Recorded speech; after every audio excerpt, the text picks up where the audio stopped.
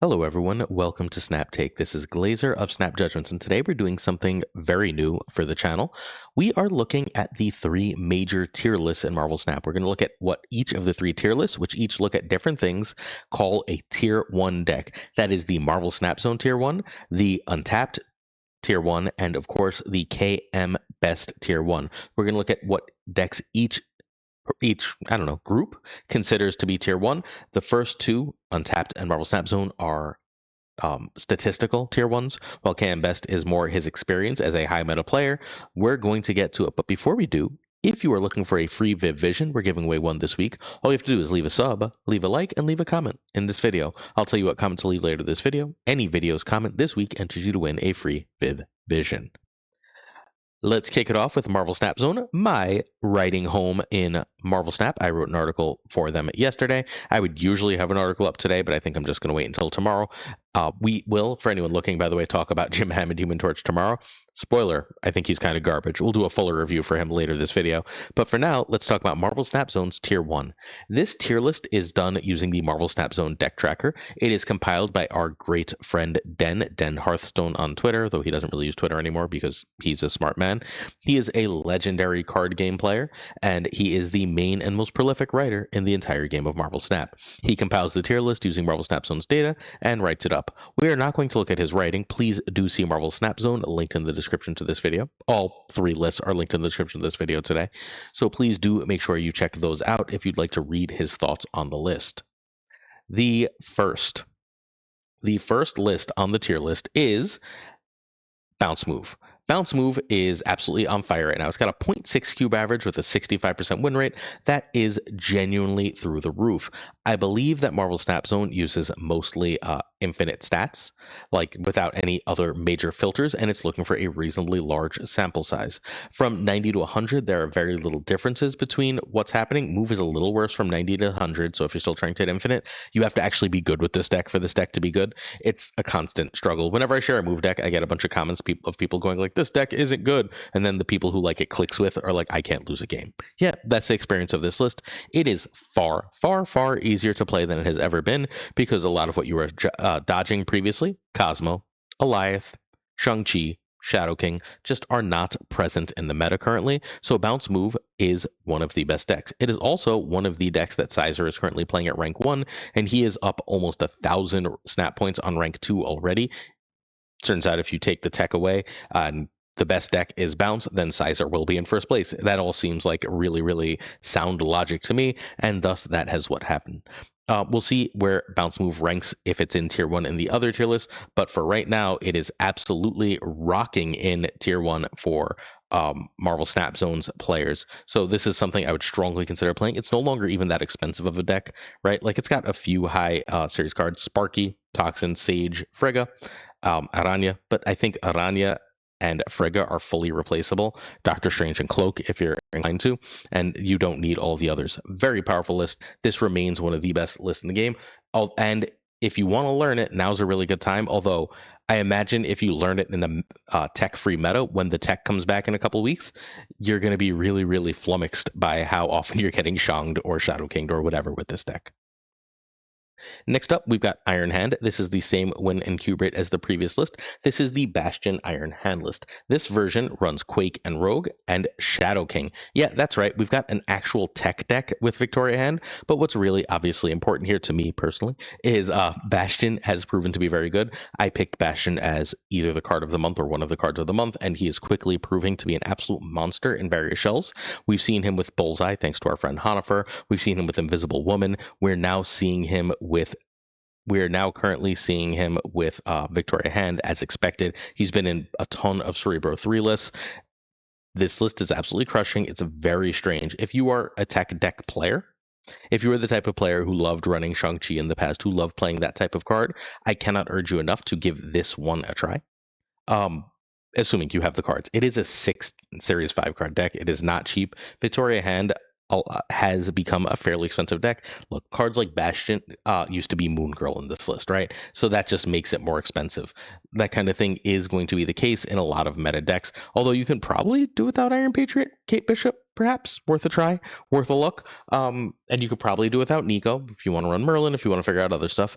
We've seen multiple versions of this list, but Bastion is officially a meta card. It is officially a card that we are and are going to continue to see in top decks. And Victoria Hand remains up. Like, even after all this nonsense, probably one of the best decks in the game in the Marvel Snap Zone Tier 1. One would think Victoria Hand would have calmed down. I cannot imagine that in 2 weeks when they revert everything, she is not nerfed. I would fully imagine that she's going to be a card that they nerf soon. So I don't know if I'd suggest you buy her, but you still have a week if should you buy her and then she gets completely killed. I'm very curious what change they make. I think the easiest change, the change that they absolutely should make, is just make her a damn 2/2. I don't know why she needs to be a 2/3. She probably can get nerfed harder than that, but I would 1,000% have made her a 2/2. I said that in January when she came out, and has become no less true since.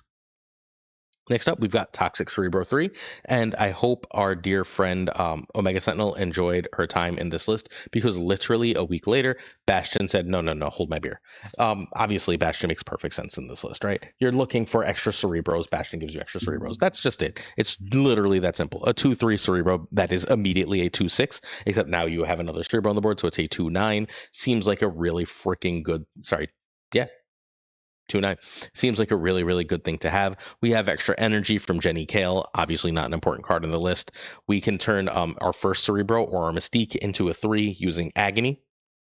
Be obviously extraordinarily careful not to put anything else on Agony and ruin your Cerebro. This remains a deck that's going to occasionally struggle into some bad locations, right? Apparently this list is the White Wayne Brady's version of it. So it's good to know that our great friend, the White Wayne Brady, actually cooked this exact version of the list, and it has appeared in tier 1 of the tier list, an absurd 0.9 cube average, although a lower win rate. So if you're a good and effective snapper, you'll have more effect with this, but you'll win slightly fewer games because Cerebro still has the location problem, right? This one has Scarlet Witch for the positive power locations and Luke Cage for the negative power locations. And it has the extra goodies of running Scorpion, US Agent with Diamondback. So this is like a Diamondback can become a 9 or even 12 power card that can play for far, far bigger if you get a Scorpion card or US Agent card in there, and it can beat anything. This list is a thing of beauty. Props to our friend, the White Wayne Brady, for cooking it. Make sure you hang out in our stream if you want to get to know Brady. Next up, we've got Sauron 10 power. This is not the Juggernaut version. So this is the original Zenade version of this. Sauron's really good. It turns out like this is the best big power thing that you can do, right? Like if you're just trying to put up power and you don't want to have to worry about Mobius and you don't want to have to worry about Stardust, right? Like you just play Sauron and then you play a bunch of big idiots, and those big idiots put up big idiot points. And the things that go over you are kept in check by by Mobius. They're kept in check by Stardust, and then of course Enchantress make sure that any ongoing stuff that's trying to go over you otherwise is easily handled. Plus it handles your like negatives from Red Skull and Typhoid Mary and Starbrand. This list is kind of gross right now. Whenever they really mess with things like this list becomes absolutely phenomenal and crazy strong. So like whenever the meta hits an area of flux, like Hela and this type of deck rise to the top. So get ready to see a bunch of this. It is beatable if you're doing any of the stupid combo stuff. For example, Move just goes so big that it does not care about this at all, like at all. Move thinks this kind of thing is cute. The previous list, however, just sort of generally falls apart to this. So there is a bit of a triangle there. While like the previous list, right? Oh, not the previous list, sorry, 2 lists away. This is sort of not part of the triangle, but like that can die to Enchantress. But like the Shadow King and the Quake and the Rogue and so on can really give the move bounce some trouble, while this will eat the Victoria Hand deck and the move bounce will eat this. So there's a little bit of a triangle happening. This one is a slightly lower cube rate and a slightly lower win rate, but it's a good balance of the two. It's just good, consistent power. Oh my god, tier 1 is huge on Marvel Snap Zone, as a ton of decks are absolutely crushing. Hella, turns out people aren't playing enough Stardust. It's just that simple. Stardust absolutely eats this deck. We've actually got Isan in it for whatever freaking reason, but here we are. I'm pretty sure Isan's wrong. I don't really care if it's winning a lot right now. Sorry, friends. Run Infinite in your deck. Isan is here to grab the Redshift card. I guess it's kind of cool to grab the Redshift card. I don't know. Maybe I like that more than I thought. Because I can grab the Black Knight shard, or I can grab the card that Redshift makes. Gambit has been my nemesis since the OTA. Not even just like the stupid Gambit combo, which is not a high win rate deck, but is very prominent. Where fundamentally you go Magic into Wong, into Onslaught, into Mystique, into Gambit, and you delete the opponent's board. It's powerful, but it's not like consistent in any real way, and there's still just enough location control out there to really mess with it. So that's worth keeping an eye on. But this list is just a ton of points. If your opponent's not running Stardust, you can beat anything, right? This puts up a lot of points, although it doesn't go again as over the top as you would think. A torch can go too big for this, right? Like there's decks that can beat this, but it is a lot of points. And sometimes you get the points in the slightly wrong spot, and the the Surtur deck goes over the top of it. It's that kind of thing, right? So when this deck works, it's going to put up crazy points. But 59% win rate, slightly lower win rate again, 0.6 cube rate with the cube rate that's right on par with everything else, as people aren't effectively snapping or shooting against Hela because everyone feels like they're doing the big stupid broken thing, so they're more likely to stand against Hela than they would obviously otherwise be. Our last, I think, tier one deck is this almost the same stats as Hela, which I think is fairly wild, right? Like exactly the same stats as Hela. This is the end of the turn list, and this is the abuse one. We're back to the pure abuse version of this list from the first week of the season. Literally, we're back to it because there's not as much interaction, right? If you're seeing a lot of Cosmic Ghost Rider in your meta, don't play this. Cosmic Ghost Rider eats it. But you should, if you see Invisible Woman and Prodigy, you put up as much points as nearly anything, you should be able to win a lot of games. A thing I found with this list, and I played all night, on stream, so you can check the VOD of that stream if you're so inclined. But the thing I found on stream when I played against this list is that you only have to win one lane because the Invisible Woman Prodigy lane is often fairly easy to steal. If you can steal that Invisible Woman Prodigy lane, then they have one lane that's superly big that you're probably not going to win, but the other lane isn't that bad to beat. So that's how you like attack this deck. This deck's secret hidden power is that Spider Ham is sort of a nightmare right now. Everyone is trying to do big stupid combo things, right? And a Spider-Man hits the right card at the right time, and a lot of decks just fold. I lost a Gold Conquest. I've been playing a lot of Tribunal move lately. I lost a Gold Conquest 3 to a Spider Ham the other day where it just insisted on hitting Tribunal every freaking game. And it's just like, well, my Tribunal deck's not going to work without Tribunal. And Spider Ham's just very powerful for stuff like that, right? It's a really, really good card right now. It's also an activate. So when Jocasta comes out, please do remember Spider Ham exists. But it's just very, very good to have in the meta. Props to Safety Blade who added it to this list. I believe the original version of this one was Binks, or Binks was like the person who was on track for this one. But this is, again, just an absolute crap ton of points. It's not as good as it was the first week of the season, right? Like Havoc's been nerfed. Mr. Fantastic's been uber nerfed. Fantastic has been nerfed, but it's still a very powerful deck, and it's still one worth messing with. It can still put up enough points. It's a tier one deck. I don't think I have this in tier one right now, to be perfectly honest. I think, as my personal opinion, this and Hela would be more tier two decks, but the stats say they're tier one, at least according to Marvel Snapstone. Before we get to the next bit, which is going to be the Untapped, please hit that sub, leave a like, and leave a comment. We're going to look at Untapped next. We are doing our best to bring you the most consistent, the most original Marvel Snap content out there. We are fairly trusted in this community if you know other creators or other top players. So please leave a sub if you want some high-level Marvel Snap conversation and high-level Marvel Snap talk. Next up, we got Untapped. Untapped.gg is the biggest deck tracker in the game, while Marvel Snap Zone has the best writing, at least in my opinion. Although SnapFan does some great stuff. I'm a big fan of Scott Denham, and the SnapFan team. But I personally believe that Den is the very best in the business at analyzing the data. Untapped is the biggest data source we have. So Untapped is the main deck tracker that most people use, including me on stream. It is an absolutely excellent way to get a large amount of stats from Marvel Snap, although it is a pay platform, so be forewarned. You can install it. You're just not going to get access to all the stats without it. Hey, look, this is the tier 1 deck. This is the only Untapped tier 1 deck. This is the Sizer Bounce move. This is the exact same version that is tier 1 on Marvel Snap Zone. It is what I think is the best deck in the game. It's either this or the non-bounce version that's the best deck in the game. Again, I think taking out tech just makes Bounce, which doesn't have the other vulnerability of these other decks, too good because it puts up more stats than anything. And if all we care about is stat checking people, Bounce is the king of stat checking people. You win a lane with Human Torch, and then it's up to you to figure out how to use Dagger and Sage and Vulture to win another lane. It's not as hard as it looks. This list, because you get so many. I think what people are missing, because I heard Cam say the other day that he thinks the non bounce version is better because you don't have to worry about dodging tech. I don't think this one's about dodging tech anymore. I think what you're actually trying to do is you're trying to bounce enablers. You're trying to bounce cards like Iron Fist and Ghost Spider so that you can keep removing things and make all your bouncers lane winningly big, which is, sorry, all your movers lane winningly big, which is, I think, an extraordinarily powerful place for us to live, an extraordinarily powerful place for this deck to exist. Again, the best thing to do in Marvel Snap right now, I think, is move decks. For at least the next 2 weeks. If I was struggling to hit Infinite, I would guaranteed be playing a move deck right now. Mercury has almost all but disappeared. Okay, so next up, and so please note, we have a sample size of games. This is not actually an infinite. This is top 10% infinite.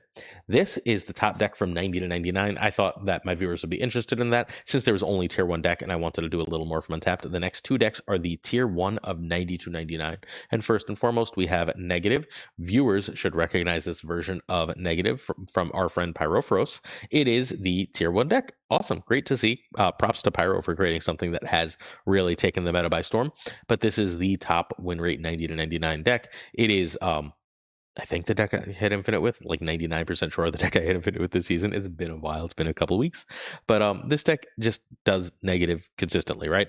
It sees either negative, does negative with Verona, or it does Airwalker Carnage into negative.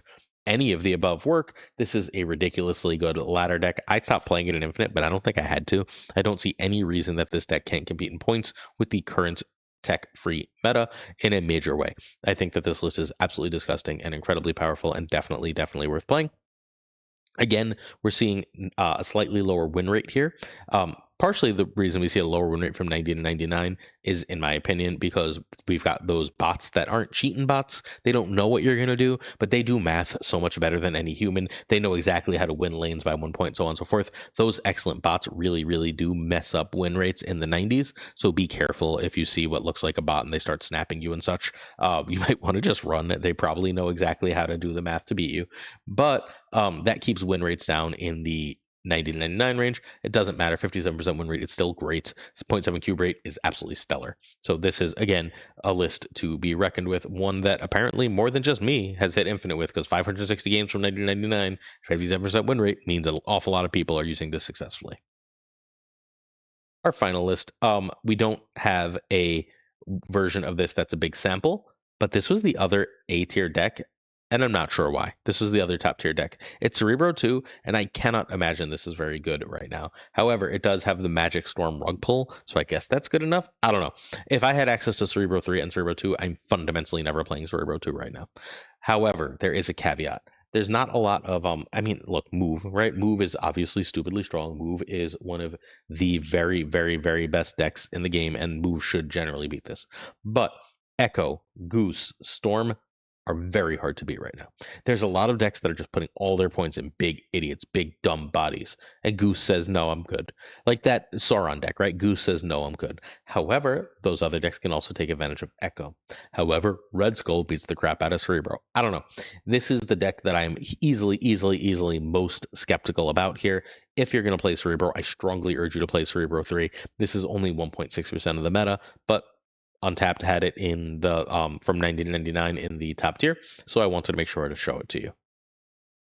We are next on Cam Best. You can find him on YouTube at Cam Best in a snap. He is, I mean, he exists in fundamentally the same meta space as I do, right? Where we talk about a lot of top meta decks, we talk about a lot of what the best players are doing, and the best. He is one of the very best players in the world, and probably the single person I'm most inclined to, the single content creator. I don't know about person. That would require more thought. But the single content creator I'm most likely to listen to about his opinion of the game and his opinion of decks. However, when he does this, he doesn't use data. And what we just looked at was Den explaining things, but putting data first. And then we looked at Untapped, which is just pure data. What is KM Best's opinion on what the best decks are is the next thing we're going to look. Make sure you check him out, KM Best in a Snap on YouTube. If you are a Twitter user, why? You should not be. Twitter is terrible. But if you are a Twitter user, he is also KM Best MS on Twitter, and he posts his top decks on Twitter every day, which is in fact where I pulled the list. So first, he's got a Sauron Nightmare list. This is very similar to the previous list from Den. This one puts up less points. Bluntly, this is significantly. Sorry, as I die. This is significantly less points as a list.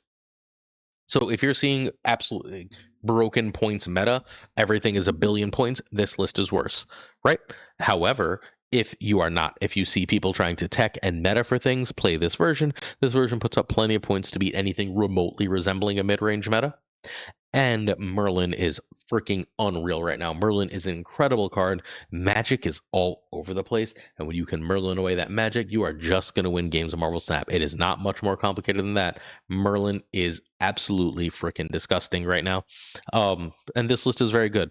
I think it depends where you're playing, where you want this. If you are around top 10% infinite and you're playing top ladder where people tend to like pull more toward the middle, this deck is going to be better. But if you're trying to hit infinite, I would focus on the Marvel Snap Zone version of the list. Next up, we got Clog. I hate to say this, but more people should be playing Clog. Clog is absolutely stupid right now. It's completely busted. Bounce Move can beat it because Bounce Move just bounces the stupid Clog and says thanks.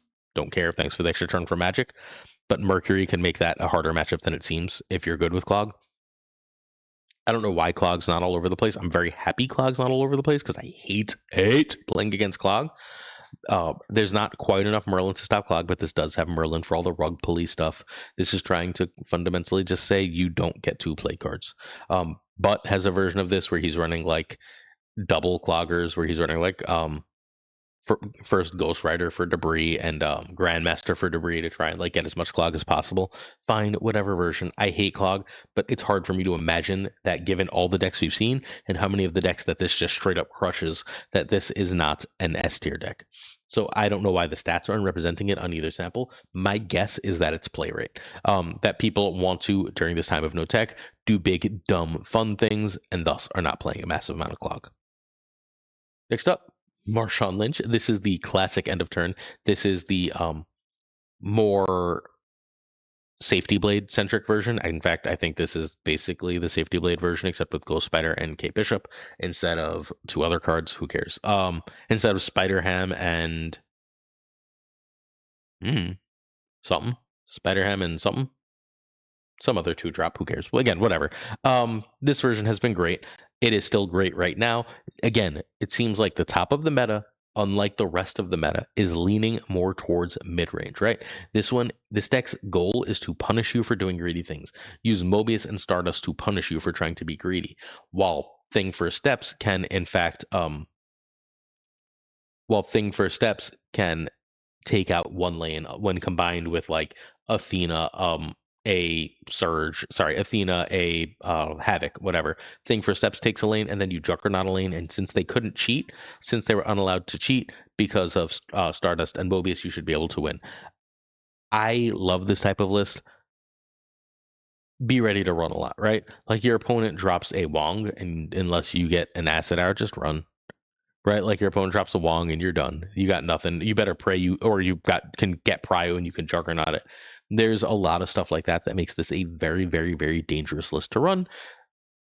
Your opponent plays move, you're probably just dead in the water, right? I don't know. That makes this a scary list to play. But if you are into winning mid-range games, if that's the kind of thing you want, if you want to play fair Marvel Snap even in this very unfair meta, this is still a very strong list. I think in a real Marvel Snap meta, this is the best list in the game. I think that in the current Marvel Snap meta, I have this in, if we're going to go S, then I have an A tier. If we're going to go A, then I have it in B tier. Whatever the second tier is, I think it lands there. Hey, guess what? Sizer thinks Move Bounce is great too. Again, Sizer definitely thinks Bounce is great. KM thinks Move Bounce is great too. This is the same list we've now seen 3 times. It's the only list on everything. I think we're fair to call it the consensus best list in the game at this point. Whether we're judging by stats analysis, or just pure analysis, it is a tier 1 deck. I think this is the thing that you most want to be doing. Again, I am partial to tribunal versions that are not running bounce, but the stats say bounce is better. Although on Marvel Snap Zone, there is a version, you should go check it out on the Marvel Snap Zone website. There is a version on the tier list of decks that are climbing in a lower sample size, and that's where you can find the move list. Sizer is playing a version of it with Galactus and Merlin in his move deck. We'll take a look at that version tomorrow or the next day, one of these days. We got to talk about Jim Hammond at some point, but we'll talk about that list in one of the next couple of days. It is not tier 1, but I think that's purely a sample size issue. Galactus first steps, as Brady tells me as I record this live on Twitch and YouTube. So we're on live on both. But yeah, so that's where this list lives. It is a very powerful list. It is what I think is the best. Outside of that, I think we're dealing with a lot of variety, a lot of other stuff that's very complicated. The list I would probably play next, as wild as it is, might be Cerebro 3 and just sort of cut the knot of all the BS in the meta. Although Victoria Hand is very, very close to that power level as well. So that's where I think the meta lands.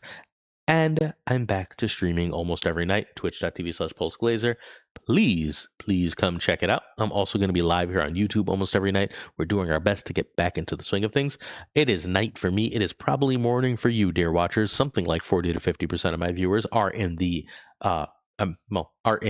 United States proper. I think it's more like 70% if we include the Americas total.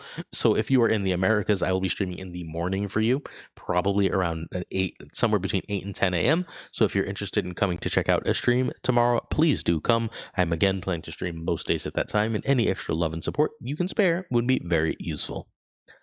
Our season pass question, if you'd like to enter to win the division, is very simple. How you like the format? Is it worth doing this again on a weekly basis, on a semi-weekly basis? Do you enjoy this? Don't forget to stream, and let's talk Jim. Jim is a 1/2 Series 5 6,000 tokens. He is our Snap Packs card. At the start of each turn, +1 power for each bonus energy you have. Do you play a lot of Nicholas Scratch? Are you a huge fan of, oh my god, I can't even remember the name of the other card that wants you to fill your hand and then gets you 2 power when that happens? Mad Thinker. Thanks, Brady. Are you a big fan of those cards? If so, feel free to spend your tokens on Human Torch, Jim Hammond. If not, he's that quality card. You don't need this card. I would be very shocked if this was any good. I wish he was good. It's a character I like a lot. Android Human Torch that fights Nazis. Yeah, I'm about that life. But I'm pretty sure he's terrible, and it makes me very sad, but that's where we live. Even if you get Wiccan, since he's a start of turn, not end of turn, because they're so scared of Invisible Woman, right? You play him, and then you get Wiccan out on 4. He's gonna get 2 energy on 5, 2 energy on 6. Cool, thanks. I'm pretty sure he's just a trap. Sorry. That's why we didn't spend a video talking about him. We usually spend the day of the new card talking about that card, but it's just, I don't have much to say except yuck. We have a Patreon, patreon.com/snapjudgments if you're interested in supporting. Certain tiers of support on that Patreon come with on-air thanks. Thank you to Jonesy Snap 22, Abigail Gleason, Mandatory Burnout, Irregardless, LAB, Inc., I Am Frostman, Jota Navarrete, Primed Ryan Burke, Ryan Wood, Snap, Ren Wrench, Gopher Kev, Keltor, Caretixley, Koire, Kazushi, Archangel, 3K, Black Dahlia, Parafrost, The Goat Seeker, Code, Hallowed, Synth Frederick, Absolute Shannon, Turtay Casual, Dark Moogle, Mr. Kerfuffle, Cables, Ginger Prime, Philly, Haplo, Kenny Loggins of the Danger Zone, The Bizza, Black Jeebus 23, X-Force V, and Skippy G, Jessica Gamble, Mr. Slush Death, The King of Bros, The Great Kazoo, Werewolf, Kevsey Hoda, Clam, Colonel Forbin, Rob Silverman, David Moo, Wingfield, Stephen, Brian Kaufman, Tristan H. Martin, Jason B., Matt V., Ray Sean Smith. Welcome to the group, Ray Sean. Thank you so much for joining. Corwin, John Q, and Jimmy Q, Cute Town. Yestout, A Sage, One Big Man, Cactus, Reapter, Steve-O131, Yo Marco, Ted Pro, and Quid Pro, Joe. Please check out Snap Decisions Podcast with Snap Decisions, Joe. Biggity Boom Bot, Bricks, 2-Click, Green Goblin, Unibot V2, who might or might not be watching this live, Flan56, Spectrum Mix, Hoot, Only Fox, Matt H, DJ, Mikey Hijinks, no frickin' flex, Nick, the Sleepy Geek, Toxic Soul King, Zodrek74, who is watching, hey Zod, Oh, so is Uni. Hi, Uni. King of Canada, JJ, Dan Man Falcon, Thor Newman, Two Ties, the Great Lauren Devs, the Pirate King Tucker, and of course Gunny T, where the T stands for. I didn't make a last slide. So that's just going to be Toodles for this video. Thanks for watching. Don't forget there'll be another video tomorrow, as there is every day here on Snap Judgments. Peace.